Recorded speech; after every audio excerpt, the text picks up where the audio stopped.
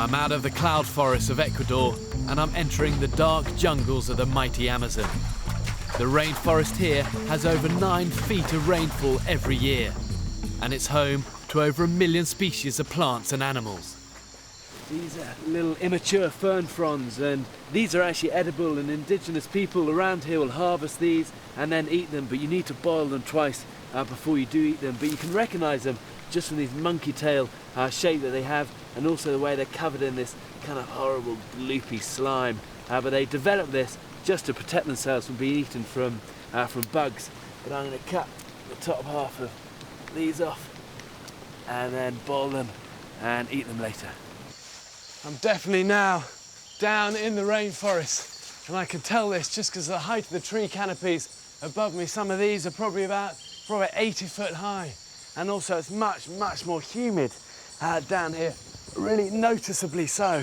But I'm down also in a pretty permanent looking creek, and it's this that I hope will lead me to eventually the river, the Amazon, and eventually civilization. In the wet season, this would be a raging torrent, but at the moment, I can use it to lead me down.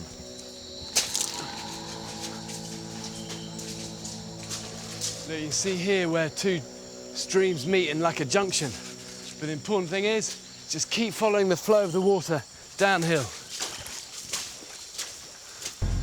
This part of the Amazon has a huge variety of wildlife. Over 8% of the world's animal species are here.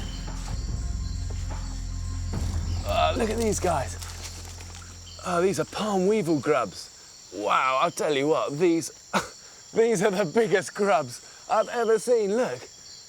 And this is just the sort of place that they like. They feed off all this rotting, soft interior of the palm tree. But these are absolutely massive. And actually the locals eat a lot of these. They're like a delicacy.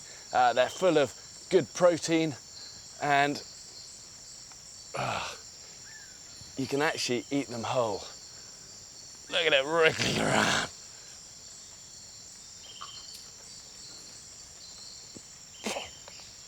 Holy smoke, that is gross. The Guarani tribe of the Amazon consider these a real delicacy. Horrible. And you know what? They can keep their delicacy.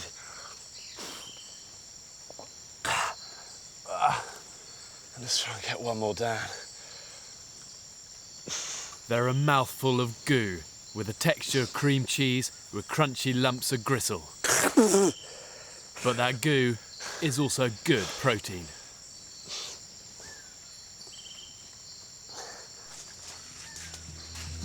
But the Amazon rainforest is also full of life that is easier on the palate. Just beginning to drizzle again.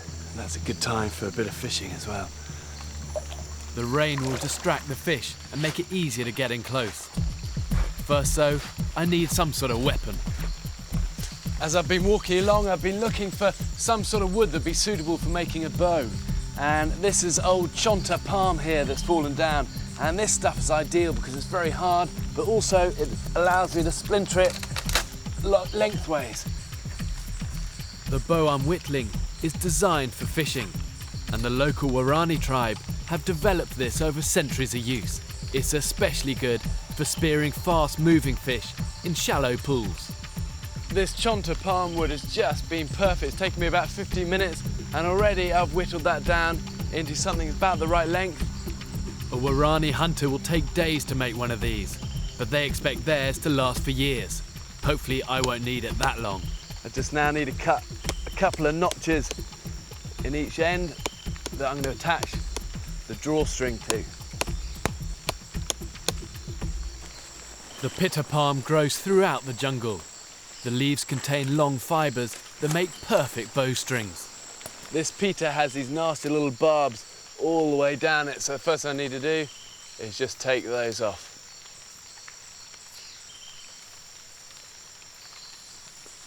Once I've got it like this, I need to just open this out.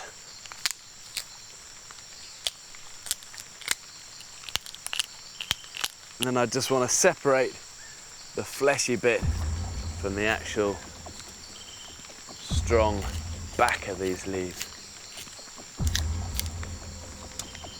And I just take the strands of this, put it in my mouth, and then start to weave it. Weaving the strands together increases their strength and durability. Once on the bow, it'll need to cope with huge pressure. And now to attach it, what I've done down this end, I've put a simple bowline loop onto it there. And then on this side, I do the same. To tie this bowline, all I do is make a little loop like this. And I put this end through the thing, and a good way to remember it is the rabbit comes out of the hole, round the tree, and then back down the hole. And then all I've got to do is now bend this and hope like hell that it doesn't break.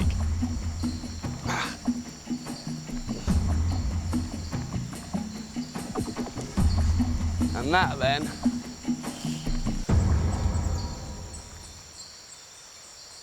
is ready. The arrows are made of the same heavy wood as a bow, perfect for cutting through the water. This vegetation is just the sort of place that fish like to hide, especially at this time of day now.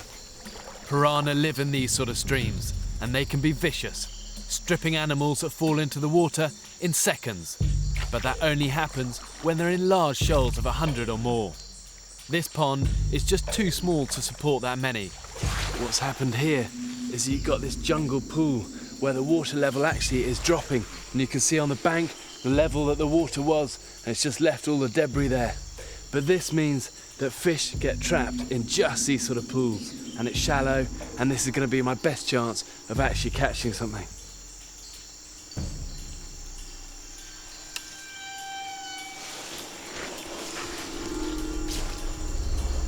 If I just get the camera and put it into the water, you should be able to see them swimming around.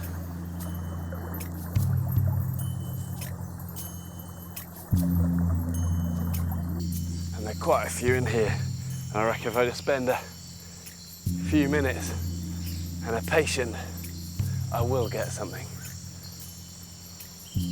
There's another one. Here we go.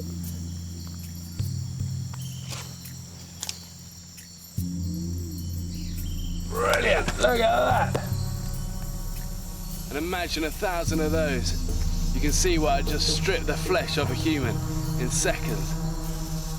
Razor sharp teeth. And this guy's pretty well dead, and he still has the power to go straight through this.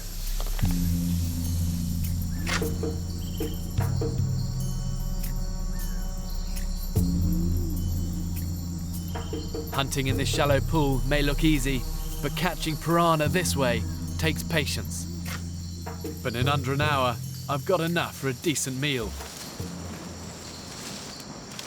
I'm going to build a fire, as it's essential piranha are cooked thoroughly, because they carry harmful parasites. I've got a little cooking rack here, and on it I've got my Fern Fronds bubbling away, and I've boiled these a couple of times and just changed the water just to make sure they're really well cooked. And I've got the other Fern Fronds cooking in these bamboo sections here, and then wrapped in these leaves I've got my piranha that I've caught, and these should be ready now. And look, there you go, those are those nasty teeth grinning away at me. But that smells great. So I'm going to put that onto this leaf here. And it's so nice just actually having a bit of time now to cook this properly and get something really decent to eat. Fish the fronds and then really enjoy it properly.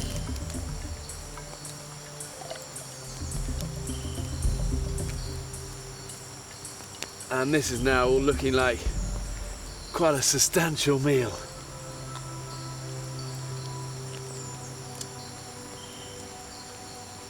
And they taste like really gooey, gunky asparagus.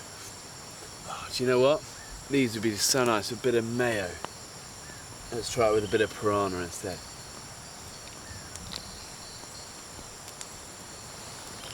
For such an aggressive, unpleasant fish, it doesn't half taste good.